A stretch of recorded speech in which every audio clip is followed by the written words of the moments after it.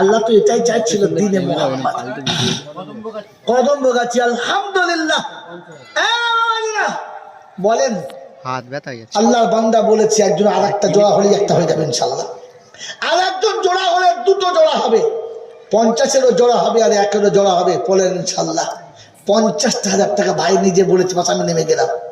আল্লাহ কবুল করুক, আল্লাহ পাক হায়াত দারাজ করুক, আল্লাহ ছেলে মেয়েদের বরকত দিক, আল্লাহ মরার আগে কলেমা নসিব করুক, আর পৃথিবী ছাড়ার আগে আমার নবীর দিদার নসিব করুক। বলুন আল্লাহুম্মা আমিন। জয় বলেন আল্লাহুম্মা আমিন। বলেন ইনশাআল্লাহ। আর একটা বন্ধু 50,000 টাকার আর একটা বন্ধু, আর একটা একজন ভাগ্যবান, একজন মুসলমান, একজন ভাগ্যবান যে বলবে যে আমি ইনশাআল্লাহ 5 বারে না হলে 10 বারে দেবো। বলেন 1 বছর ধরে দেবো। বলেন বলেন আল্লাহর বন্ধু, আল্লাহর আশিক বলেন 50,000 টাকা 1 বছর ধরে দেবো।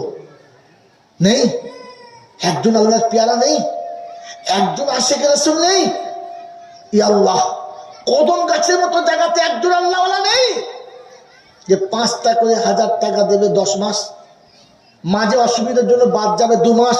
নারায়ে তাকবীর, আল্লাহু আকবার। বাপ্পা ভাই ভালো লাগবে, ভালো লাগবে। আমার নাম জানা যাবে না, কিন্তু আমার নাম জানা যাবে না, তো বললে হবে না, ওনার নাম বলো। ওটা তোমার বাপের না। তোমার নামটা বলো। আব্দুল কুদ্দুস নাম ছিল, তার কেটে ছেঁটে কুদো করেছে, কুদু।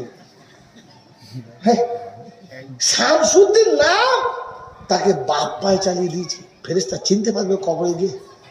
আল্লাহ তো বলে পাঠাবে শামসুদ্দিনের কবরে যা, কবরটা গেছে দেখবে শামসুদ্দিন কেউ নেই, বাপ পা।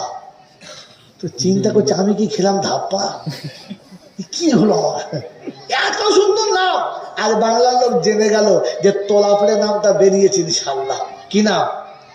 শামসুদ্দিন। কি নাম? শামসুদ্দিন। ইনশাআল্লাহ।